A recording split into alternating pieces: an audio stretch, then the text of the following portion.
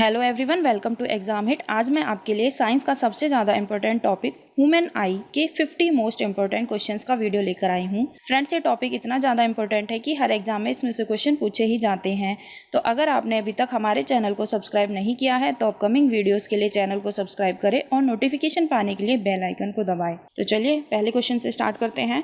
पहला क्वेश्चन देखते हैं, आंखों का रंग किसके द्वारा निर्धारित होता है? तो इसका आंसर हो जाएगा आइरिस। आंखों का जो रंग होता है वो आइरिस के द्वारा निर्धारित होता है। और फ्रेंड्स, आइरिस को परितारिका भी कहा जाता है।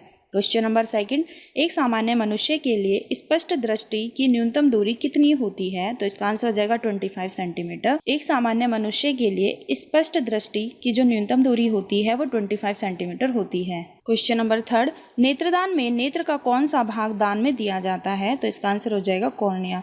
जब नेत्रदान किया जाता है तो नेत्र का कॉर्निया भाग दान में दिया जाता है। क्वेश्चन नंबर फोर, मनुष्य की आंखों की रेटिना पर कैसा प्रतिबिंब बनता है? तो इसका आंसर हो जाएगा वास्तविक और उल्टा।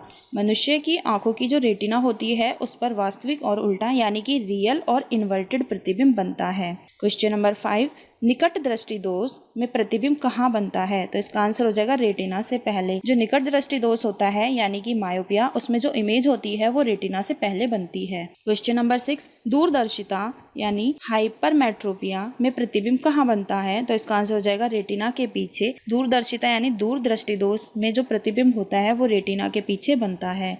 क्वेश्चन नंबर 7, दूरदृष्टि दोष को दूर करने के लिए किस प्रकार के लेंस का चश्मा का प्रयोग किया जाता है? तो इसका आंसर हो जाएगा उत्तल लेंस। जो दूरदृष्टि दोष होता है उसे दूर करने के लिए उत्तल लेंस चश्मे का प्रयोग किया जाता है। क्वेश्चन नंबर 8, मायोपिया को ठीक करने के लिए किस प्रकार के लेंस का चश्मा का प्रयोग किया जाता है? तो इसका आंसर हो जाएगा अवतल लेंस। मायोपिया यानी कि निकट दृष्टि दोष को ठीक करने के लिए अवतल लेंस के चश्मे का प्रयोग किया जाता है। क्वेश्चन नंबर 9, आंख का रेटिना कैमरे के किस भाग की तरह काम करता है? तो इसका आंसर हो जाएगा फिल्म। जो आंख का रेटिना होता है वो कैमरे की फिल्म की भाग की तरह काम करता है। क्वेश्चन नंबर 10, पुतली का आकार रोशनी के हिसाब से कौन निर्धारित करता है? तो इसका आंसर हो जाएगा आइरिस।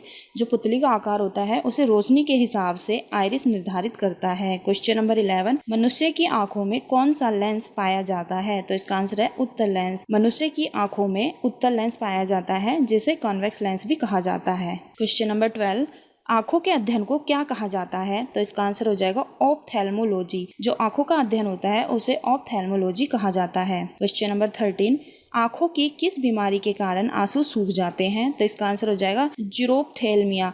फ्रेंड्स, जो जीरोप्थेल्मिया बीमारी होती है उसमें जो आंसू होते हैं वो सूख जाते हैं। क्वेश्चन नंबर 14, आंखों की कौन सी बीमारी बुजुर्ग लोगों को होती है? तो इसका आंसर हो जाएगा जरा दृष्टि दोष, जिसे प्रेस बायोपिया भी कहा जाता है। क्वेश्चन नंबर 15, बुजुर्गों में होने वाली बीमारी जरा दृष्टि दोष को ठीक करने के लिए किस प्रकार के लेंस का प्रयोग किया जाता है? तो इसका आंसर हो जाएगा द्विफोकल लेंस। बुजुर्गों में जरा दृष्टि दोष जो होता है उसे ठीक करने के लिए द्विफोकल लेंस, जिसे बाईफोकल लेंस भी कहा जाता है, का प्रयोग किया जाता है। क्वेश्चन नंबर 16, ट्रेकोमा बीमारी शरीर के किस अंग को प्रभावित करती है? तो इसका आंसर हो जाएगा आंख। जो ट्रेकोमा बीमारी होती है वो आंख में होती है। क्वेश्चन नंबर 17, आंखों का वह काला छिद्र जहां से प्रकाश प्रवेश करता है उसे क्या कहते हैं? तो इसका आंसर हो जाएगा पुतली। आंखों का जो काला छिद्र होता है जहां से प्रकाश प्रवेश करता है उसे पुतली कहा जाता है। क्वेश्चन नंबर 18, रेटिना का कौन सा भाग प्रकाश की मात्रा, वस्तुओं के रंगों व आकृतियों का ज्ञान कराती है? तो इसका आंसर हो जाएगा रेटिना की शलाकाएं एवं शंकु। जो रेटिना की शलाकाएं एवं शंकु होती हैं वो प्रकाश की मात्रा, वस्तु के रंगों व आकृतियों का ज्ञान कराती है। क्वेश्चन नंबर 19, मानव नेत्र लेंस किस पेशी पर टिका रहता है? तो इसका आंसर हो जाएगा सिलियरी पेशी। मानव नेत्र लेंस जो होता है वो सिलियरी पेशी पर टिका रहता है। क्वेश्चन नंबर 20, मानव आंख से आंसू किस ग्रंथि द्वारा निकलते हैं? तो इसका आंसर हो जाएगा लक्रीमल ग्रंथि। मानव आंख से जो आंसू होते हैं वो लक्रीमल ग्रंथि के द्वारा निकलते हैं। क्वेश्चन नंबर 21, मनुष्य के आंसू में कौन सा अम्ल पाया जाता है? तो इसका आंसर है सियालिक अम्ल। मनुष्य के आंसू में सियालिक अम्ल पाया जाता है। क्वेश्चन नंबर 22, मनुष्य की आंख कितने डिग्री देख सकती है? तो इसका आंसर हो जाएगा 150 डिग्री। फ्रेंड्स, जो मनुष्य की आंखें होती हैं वो अधिकतम 150 डिग्री तक देख सकती हैं। क्वेश्चन नंबर 23, नेत्र गोलक कैसा होता है, यानी कि आईबॉल जो होता है वो कैसा होता है? तो इसका आंसर हो जाएगा बाइकॉन्वेक्स यानी उभय उत्तल। क्वेश्चन नंबर 24, आंख का उभरा हुआ भाग क्या कहलाता है? तो इसका आंसर है कॉर्निया। मनुष्य में आंख का जो उभरा हुआ भाग होता है वो कॉर्निया कहलाता है। क्वेश्चन नंबर 25, मनुष्य की आंख में रोशनी कहाँ से प्रवेश करती है? तो इसका आंसर हो जाएगा कॉर्निया। मनुष्य की आंख में रोशनी जो होती है वो कॉर्निया के द्वारा प्रवेश करती है। क्वेश्चन नंबर 26, मनुष्य की आंखों में लेंस कहाँ होता है? तो इसका आंसर है पुतली के पीछे। जो पुतली होती है मनुष्य की आंखों में लेंस उसके पीछे होता है। क्वेश्चन नंबर 27, तेज प्रकाश में पुतली का आकार कैसा हो जाता है? तो इसका आंसर होगा छोटा। जब तेज प्रकाश होता है तो पुतली का जो आकार होता है वो सिकुड़कर छोटा हो जाता है। क्वेश्चन नंबर 28, मनुष्य की दोनों आंखों का वजन कितना होता है? तो इसका आंसर हो जाएगा 8 ग्राम। जो मनुष्य की दोनों आंखें होती हैं उनका वजन 8 ग्राम होता है, यानी कि एक आंख का वजन 4 ग्राम होता है और दोनों का मिलाकर 8 ग्राम होता है। क्वेश्चन नंबर 29, मनुष्य की आंखों की क्षमता कितनी होती है? तो इसका आंसर हो जाएगा 576 मेगापिक्सल। मनुष्य की आंखों की जो क्षमता होती है वो 576 मेगापिक्सल होती है। क्वेश्चन नंबर 30, मनुष्य 1 मिनट में औसतन कितनी बार पलकें झपकाता है? तो इसका आंसर हो जाएगा 12 से 16 बार। मनुष्य 1 मिनट में लगभग 12 से 16 बार अपनी पलकों को झपकाता है। क्वेश्चन नंबर 31, मनुष्य के शरीर का दूसरा सबसे जटिल अंग कौन सा है? तो इसका आंसर हो जाएगा आंख। मनुष्य के शरीर का दूसरा सबसे जटिल जो अंग है वो आंख है। क्वेश्चन नंबर 32, नेत्र में धूल जाने से नेत्र का कौन सा भाग सूज जाता है? तो इसका आंसर हो जाएगा श्लेष्मता। अगर नेत्र में धूल जाती है तो जो नेत्र का श्लेष्मता भाग होता है वो सूज जाता है। क्वेश्चन नंबर 33, मधुमक्खी की कितनी आंखें होती है? तो इसका आंसर हो जाएगा 5। मधुमक्खी की 5 आंखें होती है। क्वेश्चन नंबर 34, बिच्छू की कितनी आंखें होती है? तो इसका आंसर है 12। बिच्छू की 12 आंखें होती हैं। क्वेश्चन नंबर 35, नेत्र किसी भी प्रतिबिंब की छाप को कितनी देर तक रखता है? तो इसका आंसर है 10 सेकंड।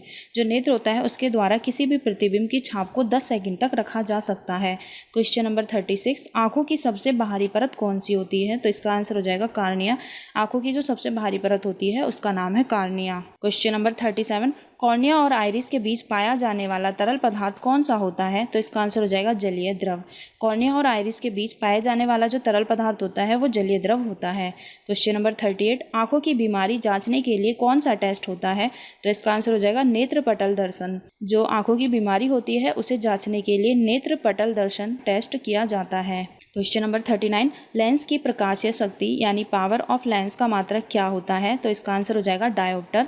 जो पावर ऑफ लेंस है उसका मात्रक डायोप्टर होता है। क्वेश्चन नंबर 40, लेंस की प्रकाशीय शक्ति का फॉर्मूला क्या है? तो इसका आंसर हो जाएगा P = 1/f। और जो P है वो यहाँ पे पावर है और F इसकी फोकल लेंथ है। क्वेश्चन नंबर 41, प्रकाश की किस घटना के कारण मनुष्य आंखों से देख सकता है? तो इसका आंसर हो जाएगा परावर्तन। परावर्तन के कारण जो मनुष्य होता है वो आंखों से देख सकता है और परावर्तन को रिफ्लेक्शन भी कहते हैं।